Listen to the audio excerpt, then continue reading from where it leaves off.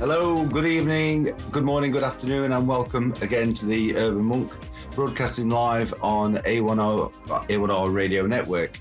Apologies for that. Last week I mentioned I was going to talk about narcissism and how the egoic mind affects behavior.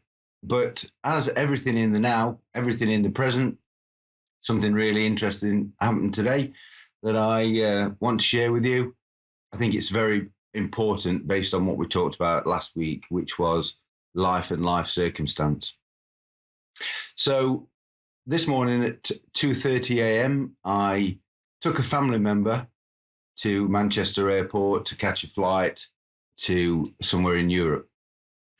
We set off at 2:30, a couple of hours drive, early morning, very dark, got all the way to Manchester Airport. I dropped him off and then left him in departures, turned around and started the drive home. 20 minutes into that journey, my phone rang and it was his mother.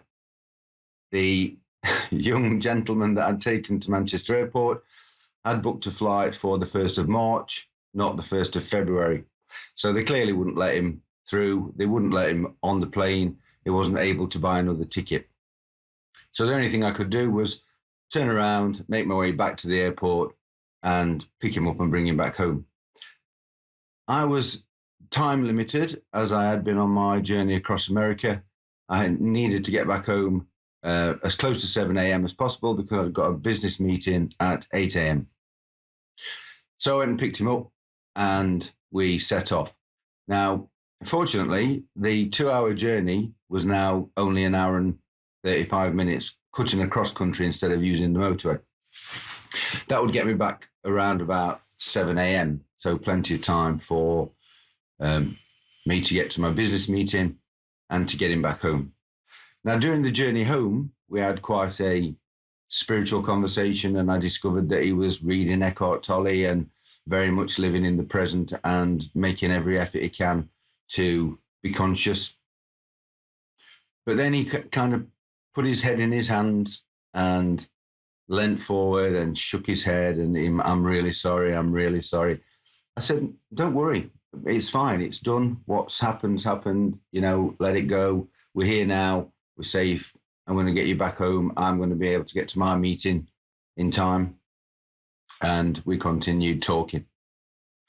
He then again just sighed and shook his head, and I can't believe that this has happened. And I said, look, this is your life situation, not your life. And so it took me back to what I was talking to you guys about last week, that he was starting to carry that burden with him, the guilt of the mistake he'd made. The mistake was in the past. It's gone. It can't be undone. He can clearly book another flight.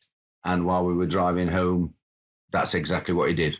He got on the internet, booked another flight for a day later on this week. So there was really no drama. And because the journey was an hour and 35, we carried on conversing about life and situations and being present. And I was quoting books, quoting information. He was aware of those quotes I was making. He was giving me some of his quotes about nowism and living in the present. But then he said, oh, I'm so worried. I said, what are you worried about? Well, I'm worried about my mum, and now she's got to get from her bed to get to your house to pick me up, and all the problems that I've created. So as he'd read the Eckhart Tolle book, and I can't remember which one it is, it might be The Power of Now, but I'll mention it to you guys. You may well have read it, you may not have read it, but it's very, very pertinent. And it was 2 Chinese monks were making the way across country when they came across a wide river. At the side of the wide river, they saw a small girl standing, looking at them. She then said, can you carry me across the river? And monk 1 said, yes, of course, climb up on my shoulders. Monk 2 said, we can't do that. We're monks and we're not supposed to do things like that. We're not supposed to carry people. She will have to find her own way across. Monk 1 leaves the child on his shoulders and walks across the river. After they get across the river, they continue their journey. 5 hours later, monk 2 says, why did you pick up that child? You know we're monks. You know we're not supposed to help people in that way. She had to make her own way across. Why did you carry her across the river? And monk 1 said, why are you still carrying her? I put her down 5 hours ago. So the point of that story is it was monk 2 that was so incensed with the thing that monk 1 had done that he was carrying that information, he was carrying that anger or that anxiety or that burden with him for that extended period of time. And that's what we tend to do as human beings. Something's happened in the past, we carry it with us. The guy I was taking back home from the airport was clearly for the hour and 3/4 carrying the burden of the mistake he'd made. And the mistake he'd made had been some weeks ago.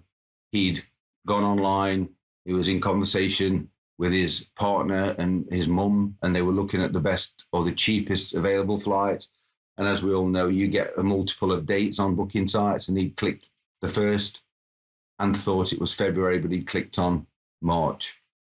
So this issue that he carried with him fresh today had happened weeks and weeks and weeks ago. But today he'd made that mistake. It came to him and he let it bother him. He carried that problem with him.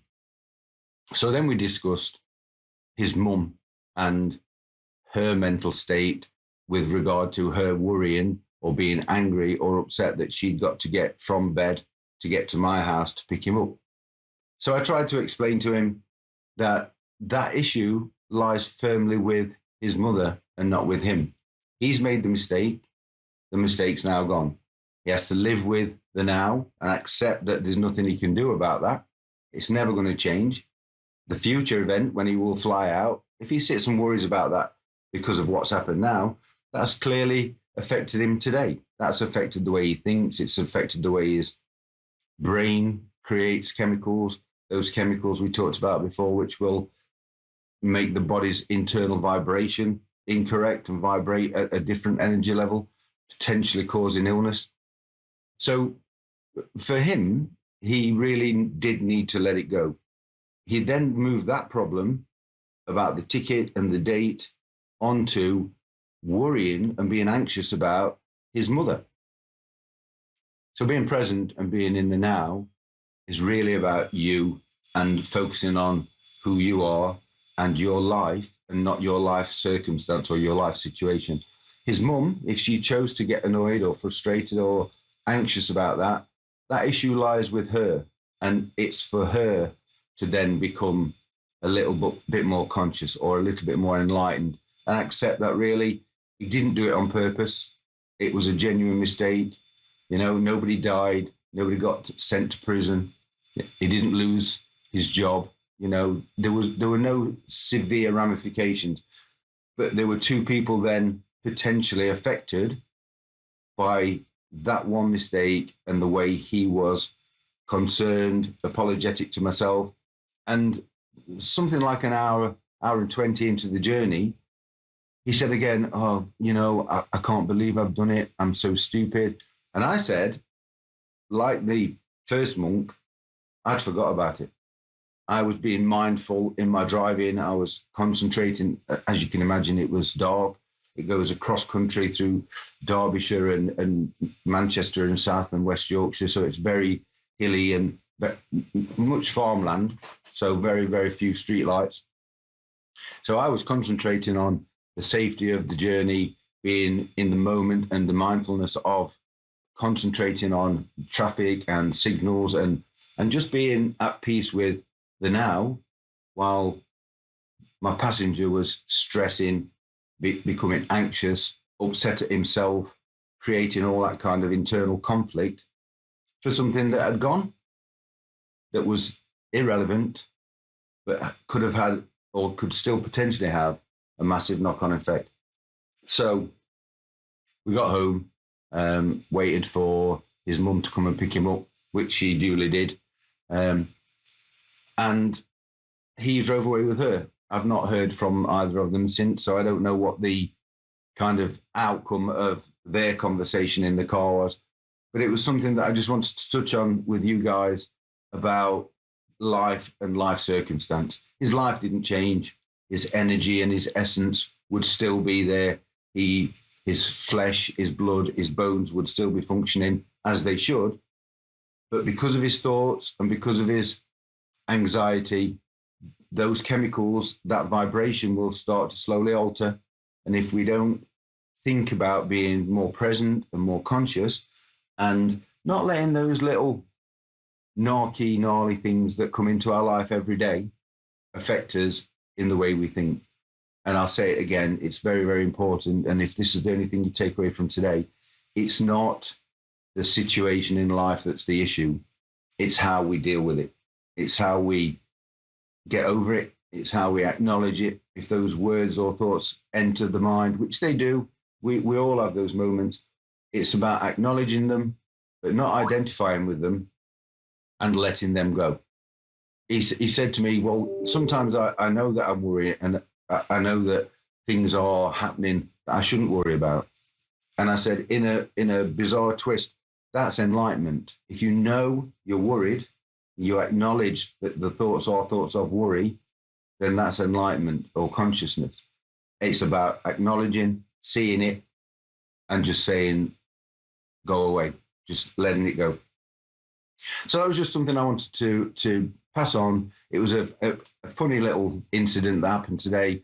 The narcissism program will come later on, but it was just something that in every given moment of every single second of being in the now, something happens, and it's the way we react to what happens at that time. So it's been great talking to you. Thank you so much for checking in. It's available on Catch Up. Just check in, have a look. Hit me up on Long Road to Richmond on Facebook or urbanmonkuk@gmail.com. And I'll see you all next week. Take care.